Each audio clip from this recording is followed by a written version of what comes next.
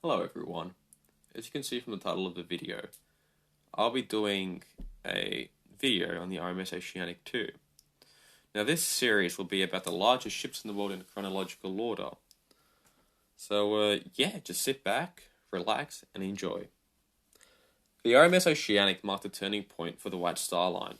She was the first ship to exceed the mighty SS Great Eastern in length, although not in tonnage. And yes, before any of you phone warriors start typing an angry comment like, but actually, the Great Eastern was heavier. And yes, I know, the size of ships is measured in tonnage, but whatever, like, guys, come on. Now, more importantly, the Oceanic laid the groundwork for White Star's future philosophy, with an emphasis on size rather than speed, similar to the later Olympic class. Now, at 17,272 tons and 215 meters long, the RMS Oceanic was indeed a giant for her time. Her main German rival, the SS Kaiser Wilhelm de Grosser, was 14,349 tons and 200 meters, whilst her main British rival, the Campania, was 12,950 tons and 190 meters long. As White Star Line was losing the race from the Atlantic, something had to be done to give them the upper hand. The competition had outmatched White Star's Teutonic and Majestic, which were rapidly becoming outdated in terms of luxury, speed, and size. A solution was needed, and that solution was the RMS Oceanic. As previously mentioned, the Oceanic wasn't designed to be a contender for the Blue Riband. Instead, White Star emphasized luxury and speed, and this was the idea, luxury and size, and this was the idea that they sold to the public. Now, the Oceanic was envisioned to compete against Cunard's Campania and Lucania, as well as Norddeutscher Lloyd's 4 Kaiser-class ocean liners. With a construction cost of £1 million sterling, or about £114 million in today's money, the Oceanic was an expensive ship, but her grand interior stunned passengers. Laid down in 1897, the Oceanic was completed in 1899 and set sail on her maiden voyage on 6th of September, bound for New York. Now, the Oceanic boasted 3 classes. First class, with a space for 410 passengers, was allocated space on all 4 decks. First class enjoyed a smoke room and a library, and had a beautifully decorated dome in the dining room, as you can see in the picture to the right. Now, first class, no expense was spared.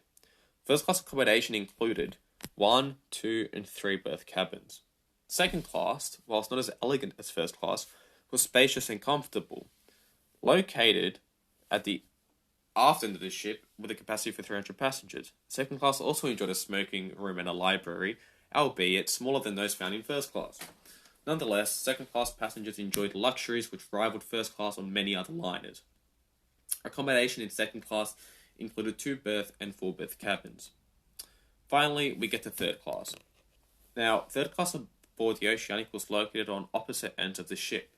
Third class also had a smoking room. The forward compartments housed roughly 100 men, which was far less than the 300 which was the norm on most other ships. The aft of the ship had housing for single women, married couples, and families. Single women were housed in 20 berth dorms. Oceanic had capacity for 1,000 third-class passengers, and the way they housed all these passengers was essentially by placing them in large dorms, as I mentioned before. This was a practice which would pretty much die out with the Lusitania and Mauretania. Unfortunately for the Oceanic, excessive vibrations became a problem, something which would plague the later Lusitania and Mauretania. To correct this, White Star lowered her service speed to 19.5 knots. However, Oceanic remained a popular ship, beating her Cunard rivals Campania and Lucania from 1900 to 1906. Despite sinking the SS Kincora in a collision in August 1901, the rest of Oceanic's life was uneventful. That is until, this happened. Which will see the end of many magnificent liners, and that included the Oceanic.